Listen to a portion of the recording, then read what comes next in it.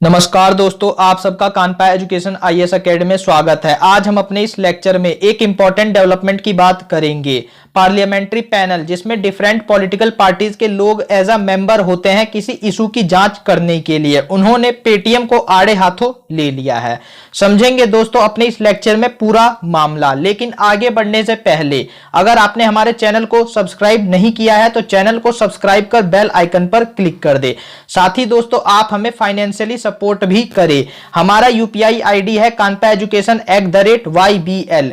इस पर आप दोस्तों डायरेक्टली पेमेंट कर 100 रुपीज का हमारा सब्सक्रिप्शन खरीद सकते हैं। इससे दोस्तों हम फ्यूचर में और अच्छा कंटेंट बनाने की कोशिश करेंगे। तो दोस्तों आगे बढ़ने से पहले मैं आप सबको बता देना चाहता हूं कि जो चाइना का इन्वेस्टमेंट है हमारे टेक्नोलॉजिकल सेक्टर में, उस पर मैंने ऑलरेडी एक लेक्चर बना रखा है और मैंने काफी उसमें एक्सप्लेन किया है अच्छे से कि किस तरीके से जो चाइनीज इन्वेस्टमेंट है इन इंपॉर्टेंट सेक्टर्स में वो इंडिया के लिए एक स्ट्रेटेजिक लॉस हो सकता है आगे चल के, और हमें फ्यूचर में काफी ज्यादा नुकसान होगा इसका। सब कुछ मैंने अच्छे से समझाया है, आप इस लेक्चर को जरूर देखें। उस समय दोस्तों गवर्नमेंट ने कोई एक्शन नहीं लिया था इस पर, लेकिन अब लग रहा है मुझे कि चाइनीज एप्स को बैन करने के बाद अब जो नेक्स्ट स्टेप होगा गवर्नमेंट का वो यहां पर पेटीएम की ही तरफ होगा और अब चाइनीज इन्वेस्टमेंट को ही कर्टेल करने की कोशिश होगी।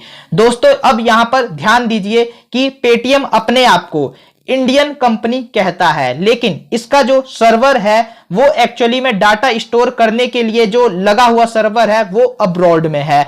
तो यहां पर दोस्तों पार्लियामेंट्री पैनल ने यही सवाल पूछा कि जब आपका डाटा स्टोरेज फैसिलिटी इंडिया में है ही नहीं तो आप अपने आप को इंडियन कंपनी कैसे कह सकते हैं और हम आपको इंडियन कंपनी क्यों माने।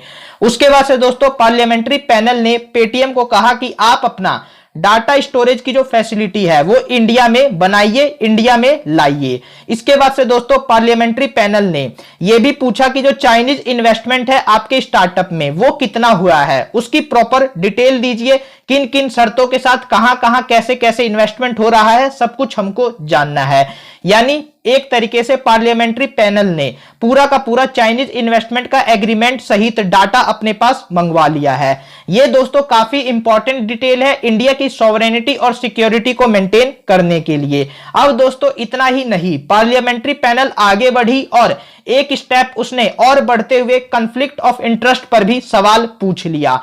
यहां पर देखिए ये कॉन्फ्लिक्ट ऑफ इंटरेस्ट का मैटर कैसे बनता है। तो पेटीएम जो है एक साथ दो काम कर रहा है। एक तो वो अपना ई कॉमर्स प्लेटफॉर्म पे अपना सामान बेच रहा है और दूसरा दोस्तों एक तरीके से जो आप ट्रांजैक्शन करते हैं किसी चीज के लिए उसके रिगार्डिंग कुछ पर्सनल डाटाज होते हैं जो आपकी बिहेवियर को शो कर सकता है, उसके थ्रू दोस्तों ये कॉमर्शियल बेनिफिट भी अचीव करने की कोशिश करता है। अब दोस्तों यहां पर ये एक तरीके से पेटीएम का कुछ ऐसा चक्रव्यूह सा हो गया है, इसकी एक ऐसी मोनोपोली हो गई है कि इसको कुछ एक्स्ट्रा एडवांटेज मिल जा रहा है ये दो काम करने की वजह से। और यहां पर दोस्तों ये जब दो काम एक साथ करेगा तो यहां पर ऑफकोर्सली इसके पास कुछ ऐसे एडवांटेजेस होंगे जो मार्केट में दूसरे प्लेयर्स के पास नहीं होगा। तो यहां पर इस तरीके से जो फेयर कंपटीशन होना चाहिए वो भी कॉम्प्रोमाइज हो रहा है। अब दोस्तों पेटीएम से पार्लियामेंट्री पैनल ने ये सब सवाल पूछे हैं, अगर इसका जवाब